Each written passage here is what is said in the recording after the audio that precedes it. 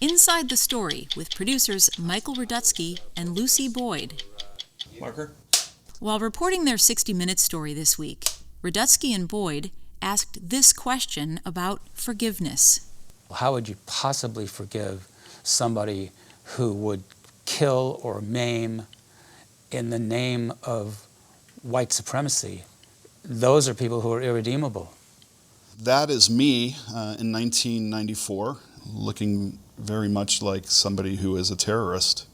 For anyone who hasn't seen the story, An American Terrorist, the story was about a white supremacist named Christian Picciolini, who was radicalized when he was 14 years old, and by the age of 16 became the head of the Chicago area skinheads.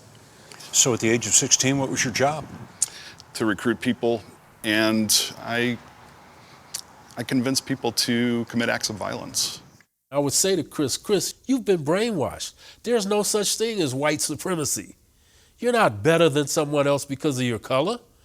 That's nonsense. Johnny Holmes was the head of security for Eisenhower High School, and that job traditionally is associated with someone who's tough and puts up with no crap.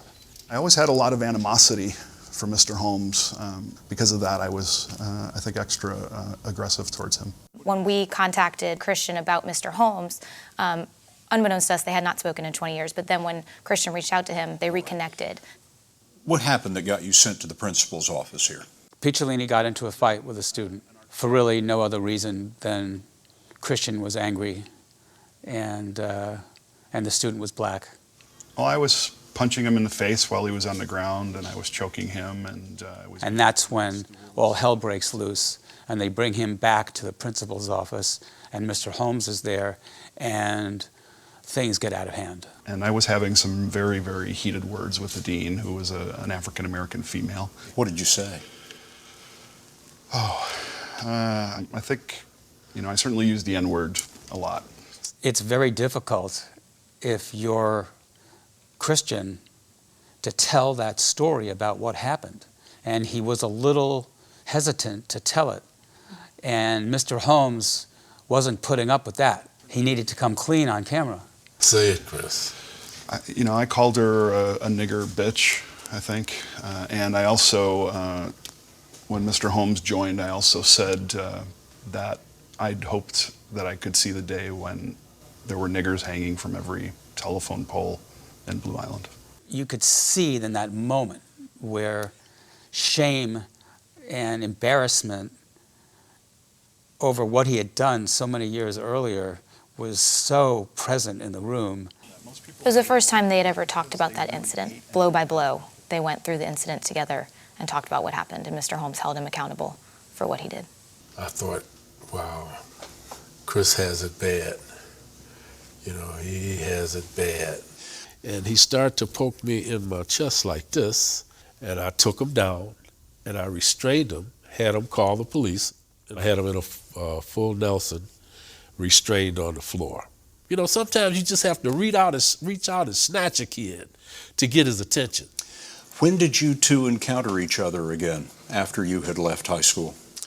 It was in 1999, and I bumped into Mr. Holmes. And the conversation that we had was very uncomfortable for me because I didn't know what to say. I couldn't think of anything to say, but I'm sorry.